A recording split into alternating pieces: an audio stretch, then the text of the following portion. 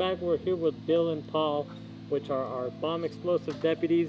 And today, we're gonna learn a little bit more about this helmet and a little bit about what they do in day-to-day operations. Deputy Bill Higginbotham. I'm with the Maricopa County Sheriff's Office Bomb Squad. Been on the bomb squad since 2009. Prior to that, I was on K9 for 10 years. Paul Wilcrest with the bomb squad. Also became a tech in 2009. So, a little bit about your guys' division. What's some day-to-day operations? What does a normal day look like? Although it might not be a normal day for a bomb squad, but what does a typical day look like? Or gearing up for an event, or what type of things would you guys do in this specialty? So, our schedule is Monday through Friday, or Monday through Thursday, 6 a.m. to 4 p.m., but that never works out because of different events that come up. Usually we're on standby 24 hours a day for SWAT calls or bomb calls. So if any of those come up, then we could be leaving at 3 in the morning or halfway through the day have to go to a call for whatever happens to come up, whether it's a barricade or a suspicious package somewhere, a pipe bomb that somebody found.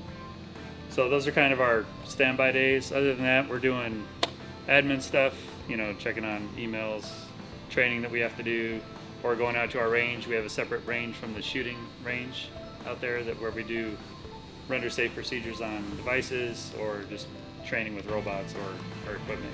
What type of training do you have to come into the specialty division? So you got to be officer or deputy for at least 2 years now. Then go through some testing, get vetted, and then the FBI is also going to put you through some vetting, and then you can go to the academy. So we're one of 7 bomb squads that cover the area. So we not only respond for Maricopa County, but any other county that does not have a bomb squad or any city that doesn't have a bomb squad. We're designated to assist them for any calls that they get. We also are the primary responders for Palo Verde Nuclear Generating Station. So how many people are in your division? Currently we have 3 deputies and a sergeant. 4 people. 4 total You're on call. techs. All 24/7. Yeah. A little bit more about the equipment. Can you explain what this bomb? So this is our bomb suit that we currently use. They've obviously, with technology and advancements, they've changed over the years from what they used to be.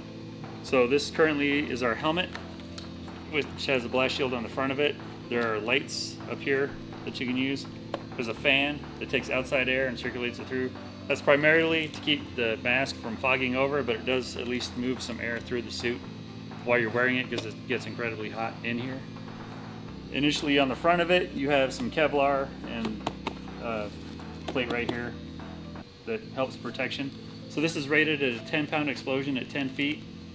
They say that you'll survive it. The guy that actually makes this has worn it and set off a device and says it'll be fine. The issue will be hearing loss. Your hands are exposed because we have to have dexterity when we're dealing with wires or anything that we've got to attack. We're setting up render safe devices, and your feet are exposed. Everything else is covered up in the suit. Here's our control panel. Well, this one doesn't have it on it. Oh, here it is. Something wrong now. So this will power the suit, works the fan. There's also radio communication, so while I'm downrange, I can communicate with our CP, our command post, and let them know what I'm seeing, what I'm doing, when I'm setting up an X-ray or anything like that. How much does that suit weigh?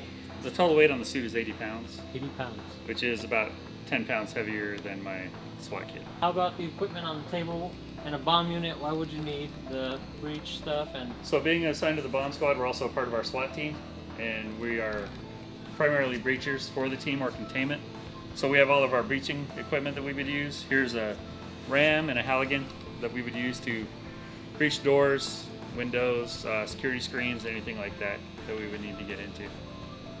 Then as a secondary breaching, we also do explosive breaching and mechanical breaching.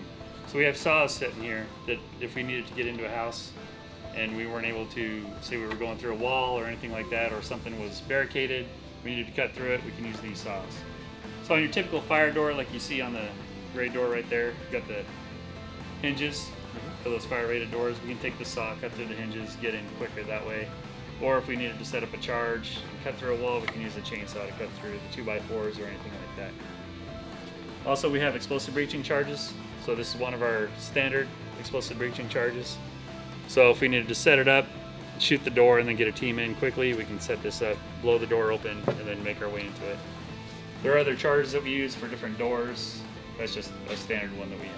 And we have bags, so if we come across a hand grenade or a device, we have special containers we can put it in while we transport it out to another location to get rid of it, make sure nobody gets hurt. And it won't hurt us if it does detonate while it's in the vehicle.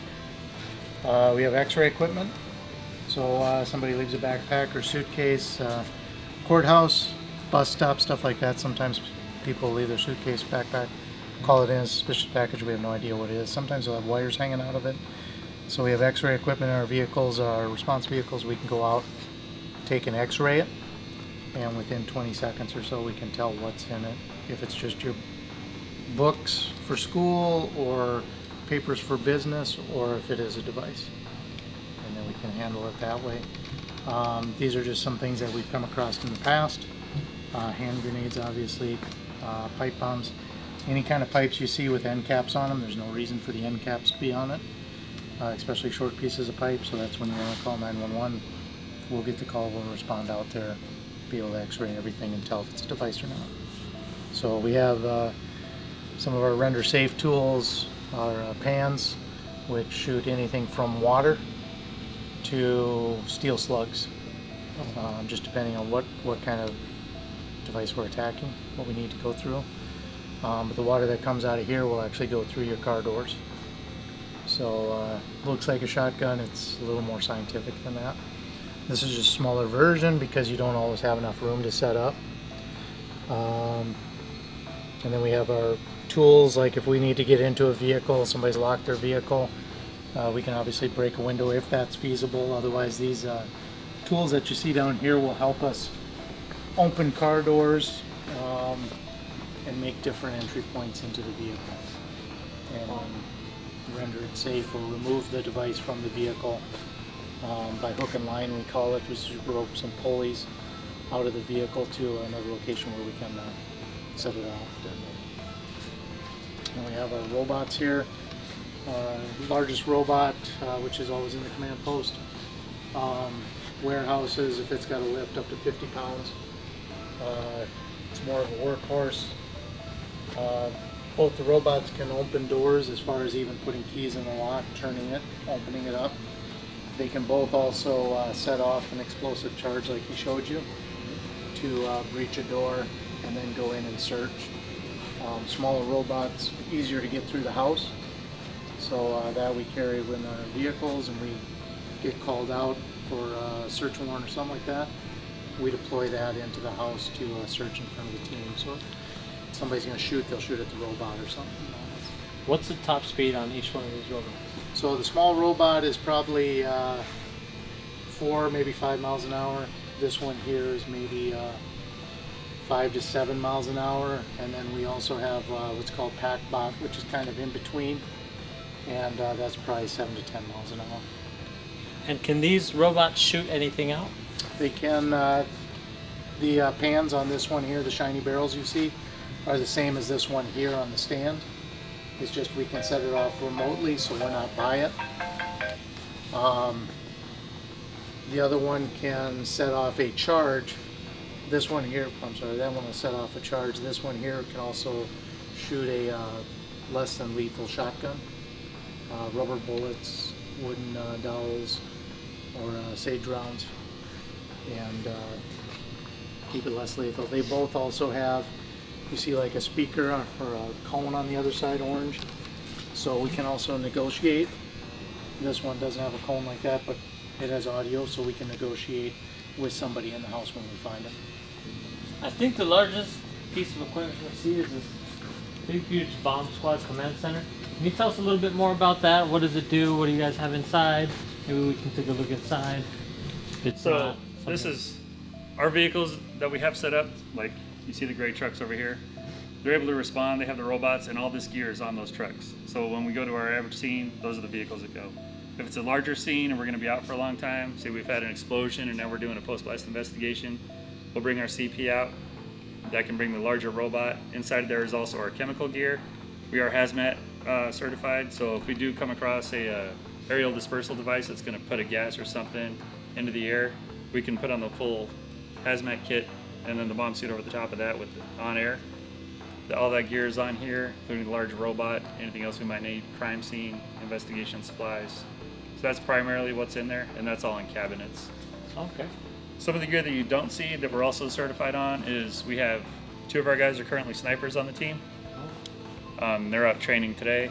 We also we're certified divers and crisis negotiators. So those are some of the other, being on the bomb squad, you have bomb tech certification, but then you have all these other sub jobs that you do on top of that.